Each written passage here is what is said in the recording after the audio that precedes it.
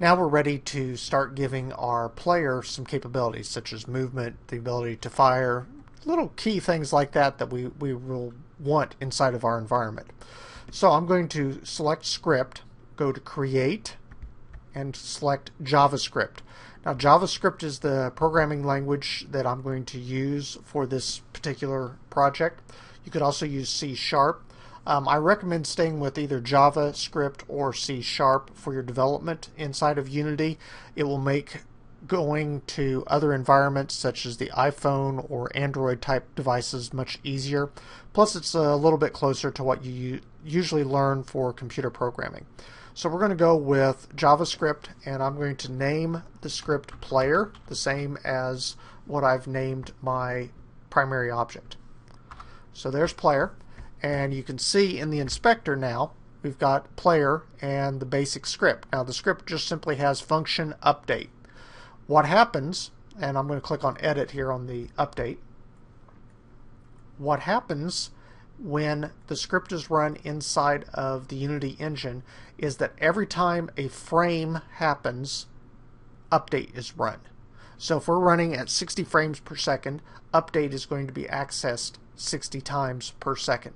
It allows us to be able to see what's happening clearly and easily inside the game and be able to control what needs to happen inside the environment. So I've got my update function here, and I'm ready to go ahead and get started creating some very basic scripts for moving the player around. So we're inside the script. The first thing I want to do is be able to control the player's speed. Being able to adjust that inside the game can be critical, just so that we can get the right look and feel inside the environment. So I'm going to create a variable, which we use the keyword var, V-A-R, to declare our variable. And I'm going to create a variable called player speed, and it's going to be of the type integer. So int for integer. An integer, of course, if you remember back to your basic math days, is a whole number. So any number can be used, from positive or negative. We will want to use just simply positive numbers in this case, but we're going to use an integer for controlling the player speed inside the environment. It could also be a float or a double number with a decimal, but for simplicity inside this project I'm going to stay with an integer. And then in the update, I'm going to go ahead and start setting up the ability for it to be able to move around in the environment. Now, one of the cool things that Unity has done for us is that we are able to piggyback on top of what's already been built into the engine. I don't need to create special code for the WASD keys or the space bar or the arrow keys. Those are already built into the engine. If you go to if you go to Edit and go to your project settings, Input, you'll see underneath the Input Manager all the different controls already built into it. So on my axis for doing horizontal movement, you can see that the A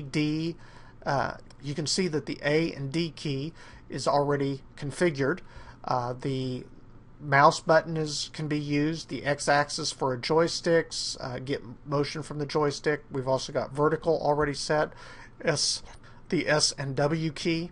So all of that is already pre-configured, and I can call upon that input inside my script to control the movement inside the environment.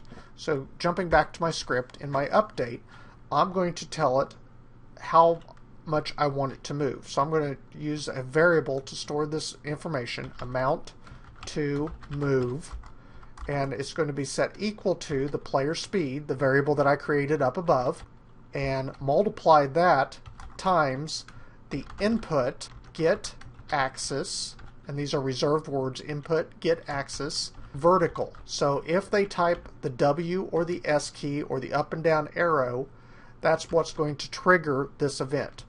And then I need to tell it to move after it gets that number. So we're going to do a transform translate vector3 dot forward times the amount to move, and here's an important keyword, space dot self. Now what I just did in simple English is I took the variable that I created up here and I'm going to multiply that times whatever comes back from pressing the W key or the S key. So if they've pressed the W key once, then it says, oh, move 1 unit in the W direction, or the vertical direction in this case. And then I'm going to change, transform, translate. I'm going to change the location of my main player, telling it to move from its current location to the new location using a vector 3. Now, a vector 3 is a variable type that stores X, Y, and Z coordinate locations. Vector 3s are specifically used for game engines that we are looking at the X, Y, and Z location. And we're going to multiply whatever that forward movement amount is times our amount to move, and then make that oriented to our self, the space of self. If I do not use the keyword space self, when the person presses the W key, the cube or the player will just simply move up. It'll move vertically or on the Y axis. If I tell it space self, then whatever the orientation is of the currently is of the ship, then it will move based upon the local Y axis of the ship, and that, or I'm sorry, of the X axis. The forward is X axis. So when they hit W, it will move forward on the X axis, whatever that orientation is of the ship. So if the person has reoriented the ship, it will stay local to the self. And that makes it possible for us to be able to ignore really the X, Y, and Z. The ship can be in any kind of location at all, and it will work just simply fine. Now, there's one thing we need to add yet to this little routine. Right now, it's the amount to move is based completely upon the player's speed. So when they hit the W key or the S key to move forward or backward, then it's just simply going to move as fast as it can. Since this program doesn't have a whole lot to do right now, it could be running at 100, 200 frames per second and be off the screen in no time. So we're going to add a little routine to tell it to check for how much time has elapsed.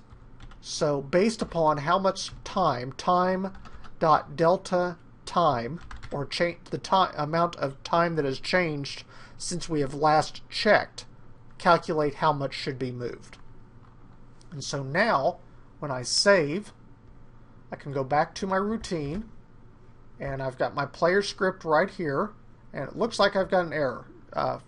It's real good about telling us when we've made a mistake. It looks like I've left a semicolon out of a line. Yes, I have. Need to put a semicolon there. In JavaScript and C#, you always end all command lines with a semicolon.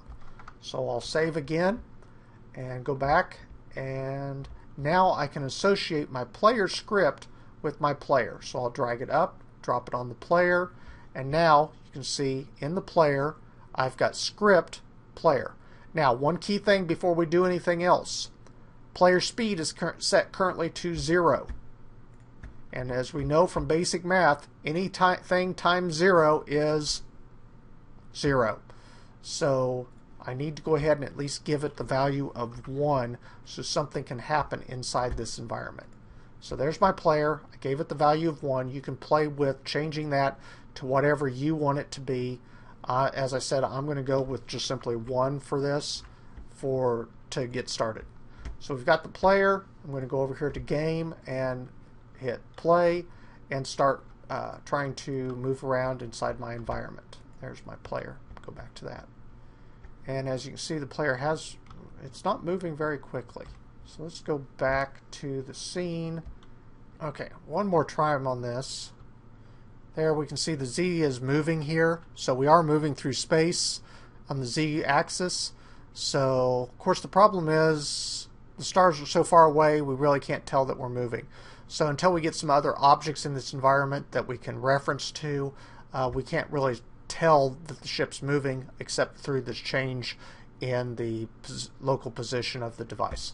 So we're going to stop, go back to my script, and I'm going to add a little bit more. I want to be able to use the mouse to be able to control the change in direction, be able to click on the right mouse button and change my orientation. So let's add that in. I need to add a couple of variables for controlling this. First of all, I need to add a variable to control the X speed and the Y speed of the mouse movement. So I'm going to set that as a base of 250, and I'm just putting these in because I know that they work. And this is, of course, the XY axis of the mouse. And we'll set the Y speed at 120, and these will be changeable from within the game. And then we're going to have some local private variables that are not controllable from in the environment of just X and Y for being able to do calculations. So we'll create a private variable X equal to 0.0 and a private variable Y equal to 0.0 as well. There we go. Then back inside my function update, I'm just going to add a little bit of code to be able to move the mouse, or use the mouse to move everything around. And I'm just going to enter this real quick and then explain what. Okay, I've finished entering the code for being able to look around in the virtual environment. This is a code that we found on the Unity website, which just simply allows you to look and see using the right mouse button to move things. I've modified it slightly for my personal needs, but the base code is from the Unity website. So what we've done is we've created an if-then situation. If the user is using input get mouse button 1, which means they're pressing on the right mouse button, then we're going to take the input from the mouse movement in the X direction and the input from the mouse in the Y direction and create a rotation value for the spaceship, or in this case our cube, based upon a Quatron Euler variable of Y, X, and 0, which is our XYZ variable environment, and then we simply do a rotation of the environment. What that looks like inside the game is when we right click, we're able to shift and move around in our environment. Again, it would be better if we had some objects in there. You'd see that more clearly, but as you can tell, the stars are moving in our background. Some of the other code that I went ahead and typed in just to make it easy, and of course all of this code is listed on burtonsmediagroup.com underneath the blog that's associated with this particular tutorial. I added a function on GUI. This is used to display information onto the screen. We created a GUI.label, which is a rectangle that includes the text score and includes the player score, which is a variable that I added up above. A static variable player score, which is an integer. We use the keyword static in front of the player score so that it can be accessed inside other scripts, which we'll be doing here in a few minutes. I also created the variable players lives, also an integer, since you can't really have part of a live. And we've again created a label that creates the rectangle that has the text showing lives with the players lives. And again, when you're playing the game itself, you can see in the top left hand corner here that we now have score and lives. Both of these can be adjusted through the player variable. You can see we now have player lives listed there, and I could go to the default of 3 there, and as you can see, it updated live on the screen, which makes life really much easier for our particular calculations. So we need something in this environment to shoot at. So I'm going back to my scene, and what I'm going to do is just simply create a sphere for the environment that we can use as a base asteroid that can then be shot inside the game. So we're going to go to the game object, create other sphere. As you can see, there's a sphere there. We'll go ahead and set it at a scale at 1.5 for all of our scaling. Make it a little bit larger there. And it's fairly close to our ship, so that'll be fine. I do want to add a material to it, so I'll go down here to materials and go ahead and create a specific material for the asteroid and put the key letter M in front of it so that I do know that that is the material for the asteroid. So we've got asteroid created, and we'll give it a color. Let's see, we've got a black background, so I want something fairly light so that it can be easily spotted inside the environment. Maybe a real light blue. No, let's go a little more green. There we go. And that's now set. We've got the sphere, so we'll rename the sphere. So we've got our asteroid. I'll drag that onto the asteroid. As you can see, it's turned a little greenish, so we should be set and ready to go there. Next thing we need to do is get the environment ready for being able to handle collisions. So I'm going back to my player, and well, there's my asteroid showing up in the player's camera now. If you hit the F key, you're able to change your focus and move to that particular environment, which can be real handy for moving things around. So I've got my player, and I need to add the ability for this to be a rigid body so that we can handle collisions. So I'm going to, with my player selected, go to Component, go to Physics, and select Rigid Body. And you can see that adds now underneath my player. I've got rigid body. We need to make a few minor modifications to this. First of all, in space, at least this particular space game, we're not going to worry about gravity. So I need to turn gravity off. Now, if you're playing a normal terrestrial Terran type game, then gravity should be turned on so items actually fall to the ground. But in this case, we want gravity to be turned off. We need is kinematic turned on, otherwise things will go floating around in a very bad way inside of our environment. I'm going to go then to my asteroid, and inside the asteroid, again, hit the F key and we can change our focus to it. Also make that a rigid body. Same thing, turn off gravity, turn on is kinematic so that we don't have any problems with it down the line. Okay, so we got our enemy now created, or enemy, asteroid, whatever we're going to shoot here, and that should be set to go. We'll be able to shoot that in just a few minutes. We could go ahead and create the bullet for the ship, which could be a laser bullet, whatever we want to refer to it as. I'll go ahead and create that. So again, we're going to just simply create a small sphere. So game object, create other sphere. That's currently located on, came out in the same location as our first sphere. I'm going to set my location on that to 1, 1, 1, which will put it back over by the main player inside of our environment. Scroll back a little bit. There it is. There's our bullet, and I'm going to shrink that down in size a little bit. It's way too big for a bullet right now, so make that maybe, let's go 0.05. Well, maybe that's too small. Still kind of small. Let's go up to 0.5.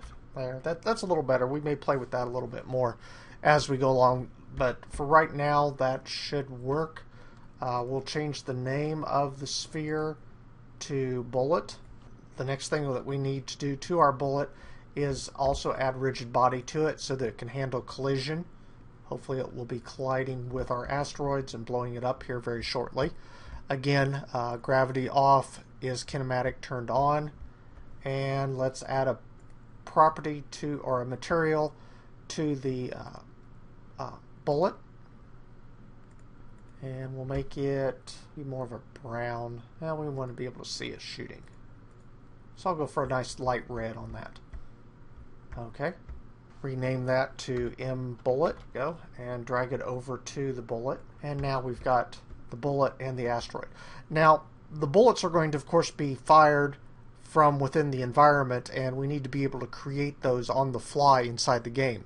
So actually the bullet is going to be a prefabrication. We're creating something that will be called from within code. So I'm going to go to create prefab, and now you can see you've got a new prefab here, and we'll name it bullet, and that now creates a bullet object that can be pulled anytime in the game that we want. So I'm going to drag the bullet that we created and place it on top of the bullet inside the environment. Now, when I select bullet prefab, you can see that all the information is still there with that particular object. So there it is. It's got the red color and everything. I can now remove it from my hierarchy. It's still in my project over here. There it is. There's my bullet. And I'm going to pull it outside the materials because it doesn't belong inside materials. There we go. Now the bullet is outside the materials.